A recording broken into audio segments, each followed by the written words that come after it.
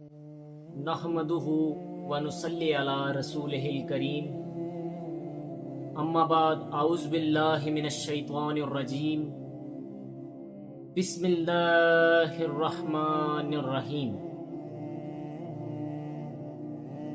امید کرتا ہوں اللہ تعالیٰ کے فضل و کرم سے آپ بالکل ٹھیک ہوں گے اور ایمان کی بہترین حالتوں میں۔ آج کا ہمارا ٹاپک ہے اللہ سبحانہ و تعالیٰ کی وحدانیت۔ اسلام کا سب سے بنیادی عقیدہ اللہ تعالیٰ کی وحدانیت ہے۔ قرآن مجید فرقان حمید میں اللہ تعالیٰ کی یکتائی اور وحدانیت کو بے شمار مقامات پر واضح کیا گیا ہے، جیسے سورہ اخلاص میں اللہ تعالیٰ فرماتے ہیں کہ اللہ ایک ہے۔ ڈسکشن یہیں پر ختم ہو جانی چاہیے، اس سے آگے ہمیں جانا ہی نہیں چاہیے، کیونکہ اللہ خود فرما رہے ہیں کہ اللہ ایک ہے، لیکن ہم اچھے سے سمجھنے کی کوشش کریں گے۔ اللہ ایک ہے، وہ بے نیاز ہے، نہ وہ کسی سے پیدا ہوا ہے اور نہ کسی کو اس نے جنا اور نہ ہی کوئی اس کا ہمسر ہے۔ یہ آیات واضح کرتی ہیں کہ اللہ سبحانہ و تعالیٰ کی ذات ہر اعتبار سے، ہر لحاظ سے منفرد ہے۔ اس کی ذات اور صفات میں کوئی اس کا شریک نہیں ہے۔ اسی طرح سورہ بقرہ میں فرمایا، تمہارا معبود صرف ایک ہے، اس کے سوا کوئی معبود نہیں، وہ بڑا مہربان نہایت رحم والا ہے۔ یہ آیت ہمیں بتاتی ہے کہ بندگی صرف اسی کے لیے ہے جو حقیقی رب ہے۔ اسی طرح سورہ انبیاء میں بھی فرماتے ہیں، اگر زمین اور آسمان میں اللہ کے سوا اور معبود ہوتے تو نظام بگڑ جاتا، تو نظام درہم برہم ہو جاتا۔ آخر کیسے؟ آئیے یہ سوال ہم سائنس سے پوچھتے ہیں۔ سائنس بتاتی ہے کہ کائنات ایک ہی اصول پر قائم ہے۔ اگر اس میں دو الگ طاقتیں ہوتی تو کائنات میں ٹکراؤ اور انتشار ہوتا۔ فزکس کے قوانین، گریوٹی، سیاروں کی گردش اور کائنات کی فائن ٹیوننگ اس بات کی دلیل ہے کہ یہ سب ایک ہی خالق کی حکمت اور قوت سے چل رہا ہے۔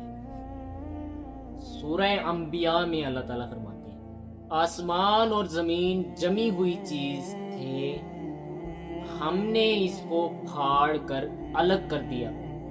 مفسرین کے مطابق یہ اشارہ کائنات کی ابتدا کی طرف ہے، جسے آج جدید سائنس بگ بینگ تسلیم کر رہی ہے۔ اسی طرح قرآن کہتا ہے، ہم نے ہر انسان کو پانی سے بنایا۔ سائنس آج بتاتی ہے کہ ہر جاندار کے جسم کا بنیادی جز پانی ہے اور زندگی کا دار و مدار بھی پانی پر ہے۔ مزید سورہ ملک میں فرمایا، اللہ نے 7 آسمان بنائے، تم اس کی تخلیق میں کوئی بے ترتیبی نہیں دیکھو گے۔ یہ کائنات کی پرفیکٹ آرڈر اور بیلنس کی وضاحت ہے، جس پر سائنس آج حیران ہے۔ ایک اور قرآنی آیت کو دیکھیں اور اس کو سائنس کی نظر سے دیکھیں۔ سبحان اللہ، یہ چیز 1400 سال پہلے اللہ تعالیٰ نے ہمارے نبی کریم صلی اللہ علیہ وآلہ وسلم کو بتا دی تھی، لیکن سائنس آج دریافت کر رہی ہے۔ خدارا دین کو سمجھیں، دین کو اپنا پیشن بنائیں۔ یہ آپ کا، میرا، ہر مسلمان پر فرض ہے کہ وہ اپنے دین کی حفاظت کرے، وہ اپنے دین کو پھیلائے، وہ اپنے دین کو سیکھے۔ اسی میں کامیابی ہے۔ ٹاپک کی طرف واپس آتے ہیں۔ قرآن کہتا ہے، اور آسمان کو ہم نے قوت سے بنایا اور ہم اسے پھیلانے والے ہیں۔ سائنس کیا کہتی ہے؟ سائنس اس بات کی تصدیق کرتی ہے کہ ایک نامعلوم قوت کائنات کو پھیلا رہی ہے، جسے سائنسدانوں نے ڈارک انرجی کا نام دیا ہے۔ امریکن اسپیس ایجنسی ناسا کا کہنا ہے، ہم نہیں جانتے کہ یہ ڈارک انرجی کیا ہے، لیکن یہ ضرور جانتے ہیں کہ اس کا وجود موجود ہے۔ امریکی سائنسدان مائیکل ٹرنر کا کہنا ہے، یہ ڈارک انرجی جو پوری سرار طور پر کچھ ہے، یہ جو کچھ ہے وہ کیا ہے؟ اس نے خود اس بات کا جواب دیا۔ اس نے کہا، جو کائنات کو تیز رفتاری سے پھیلانے کا باعث بن رہی ہے، قوت۔ قرآن میں اللہ تعالیٰ نے کیا فرمایا؟ ہم نے آسمان کو قوت سے بنایا اور ہم اس کو پھیلانے والے ہیں۔ سائنسدان کیا کہہ رہے ہیں؟ سائنسدان اس کو ڈارک انرجی کہتے ہیں اور اللہ اس کو اپنی قوت کہتے ہیں۔ سبحان اللہ۔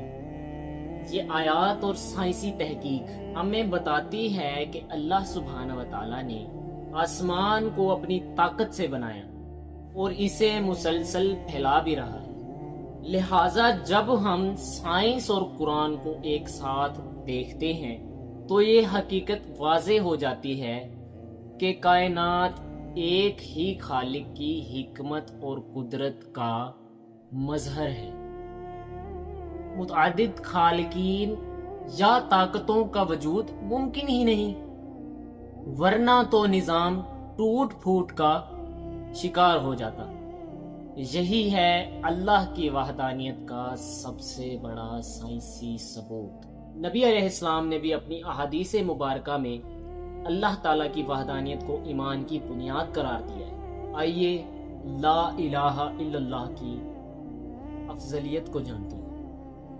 نبی علیہ السلام نے فرمایا، جس نے اخلاص کے ساتھ لا الہ الا اللہ کہا وہ جنت میں داخل ہوگا۔ سبحان اللہ۔ یہ ہے اللہ کی وحدانیت پر ایمان لانا، اور جو اللہ کی وحدانیت پر ایمان لے آئے اللہ اس کو جنت میں داخل کر دیتے ہیں۔ سبحان اللہ۔ اللہم اجرنا من النار۔ اللہم صلی علی محمد وعلی آل محمد۔ ایک اور روایت ہے، سب سے افضل ذکر لا الہ الا اللہ ہے۔ اس سے واضح ہے کہ کلمہ توحید نہ صرف زبان کا ذکر ہے بلکہ دل کی گہرائیوں سے یقین اور عمل کا نام ہے۔ جب انسان اللہ سبحانہ و تعالیٰ کی وحدانیت کو دل سے مان لیتا ہے تو اس کی زندگی بدل جاتی ہے۔ وہ بندوں کی غلامی سے نکل کر اللہ سبحانہ و تعالیٰ کی بندگی اختیار کر لیتا ہے۔ اس کا دنیاوی خوف ختم ہو جاتا ہے اور دل کو حقیقی سکون ملتا ہے۔ انبیاء علیہ السلام کا یہ پہلا پیغام رہا، اللہ کی عبادت کرو، اس کے سوا تمہارا کوئی معبود نہیں، اور یہی دعوت نبی علیہ السلام نے پوری انسانیت کے لیے عام کی۔ امید کرتا ہوں آج کی ویڈیو آپ سب کو پسند آئی ہوگی۔ ملتے ہیں اگلی ویڈیو میں، تب تک کے لیے